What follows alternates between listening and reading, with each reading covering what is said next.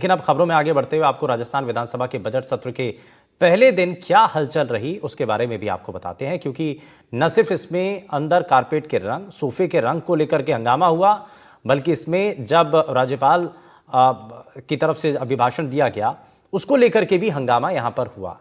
वहीं इस दौरान पहले दिन की कार्रवाई कैसी रही, किन किन मुद्दों को लेकर के हंगामा हुआ, कौन से वो बड़े मुद्दे थे जिनको लेकर के शोर हुआ, और अभिभाषण के दौरान जब कांग्रेस ने आश्वासन दे दिया था कि हंगामा नहीं होगा, उसके बावजूद भी हंगामा हुआ, शोरगुल हुआ, उसका कारण क्या था, इस रिपोर्ट के जरिए आप देखिए।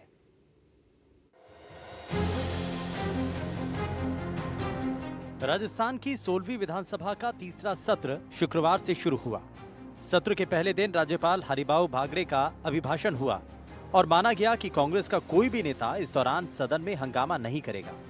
हालांकि अभिभाषण पूरा होने तक विपक्षी नेताओं ने कई बार हंगामा किया। हालांकि राज्यपाल का अभिभाषण खत्म होने के बाद सदन ने स्वागत भी किया। इसमें पहले दिन कांग्रेस विधायक मुकेश बाकर का निलंबन रद्द हुआ और मुख्य सचेतक जोगेश्वर गर्ग ने मुकेश बाकर के निलंबन वापस लेने का प्रस्ताव रखा। स्पीकर ने कहा कि सदन की कार्यवाही सुचारू रूप से हो, विपक्ष भी उनसे मिले, भविष्य में ऐसी स्थिति न बने, और इसका वादा भी किया गया। वहीं स्पीकर ने प्रस्ताव को स्वीकार किया और सदन में 2 अध्यादेश भी पटल पर रखे गए।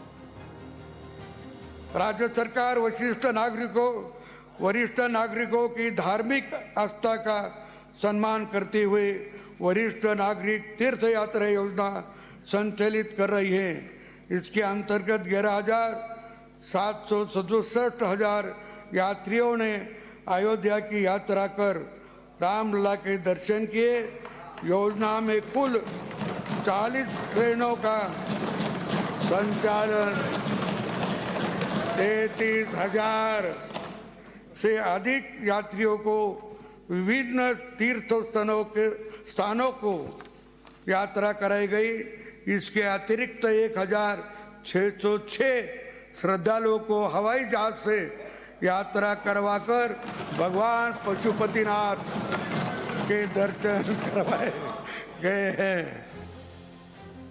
वहीं राजस्थान विधानसभा में बजट सत्र के लिए विधानसभा स्पीकर ने वास्तु विशेषज्ञों के सुझावों के आधार पर कुछ बदलाव भी किए। खासतौर पर विधानसभा में एंट्री के लिए अब पूर्वी द्वार और एग्जिट के लिए पश्चिमी द्वार तय किए गए हैं। विधानसभा के भीतर रंग बदलने से लेकर कुछ दूसरे प्रावधान भी किए गए। विधानसभा स्पीकर वासुदेव देवनानी ने सदन में कहा कि उनकी कोशिश है कि पिछले कुछ सालों से चला आ रहा मिथक टूटे। सत्र में आने वाले 4 सालों में सभी 200 विधानसभा सदस्य एक साथ उपस्थित रहें। इसके लिए आने वाले दिनों में और भी कुछ जरूरी बदलाव किए जाएंगे। 2-3 वास्तु वालों को भी बुलाया, कुछ सुझाव लिए, एक आध सुझाव इंप्लीमेंट किया है, एक आध और बताया गया है। मैं सोचता हूं कि ये 4 साल पूरे 200 के 200 सदस्य इस सदन के बने रहें, ऐसी मेरी अपेक्षा है। गौरतलब है कि पिछले कुछ सालों में सदन में एक साथ 200 विधानसभा सदस्यों की उपस्थिति नहीं हो पा रही है। इसके लिए विधानसभा के भवन में वास्तु दोष वजह बताई जा रही है। सदन में समय समय पर यह मुद्दा उठता रहा है। वर्तमान में राजस्थान विधानसभा के सभी 200 सदस्य चुनकर आए हैं।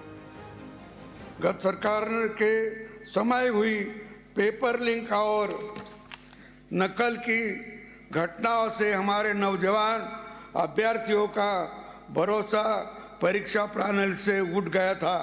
हमारी सरकार के सख्त निर्णय से भर्ती संस्थाओं की गरिमा एवं विश्वसनीयता फिर से स्थापित हुए।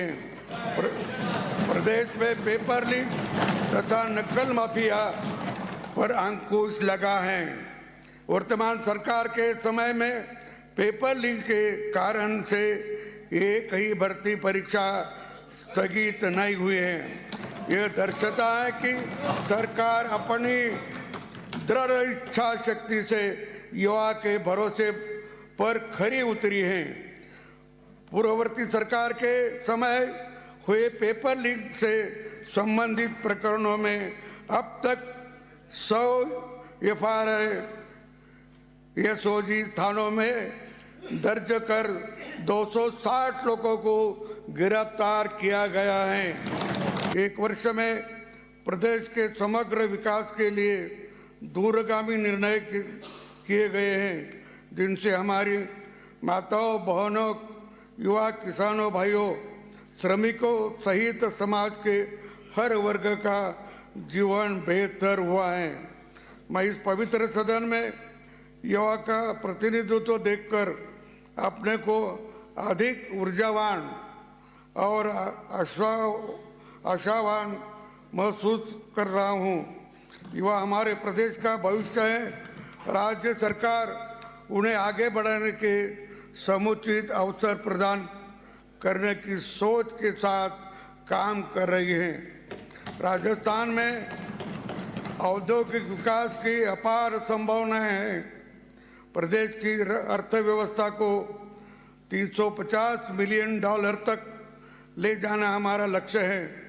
इसे साकार करने के उद्देश्य से rising Rajasthan global investment summit सरकार की दूरदर्शी सोच का सफल उदाहरण है।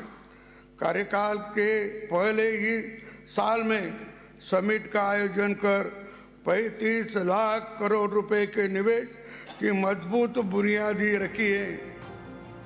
फिलहाल राजस्थान विधानसभा के बजट सत्र की शुरुआत हो चुकी है, जिसके पहले दिन कई मामलों पर हंगामा भी हुआ और ये भी नजर आया कि आने वाले दिनों में सत्र में काफी हंगामा दिखाई भी देगा। Bureau report, NDTV Rajasthan.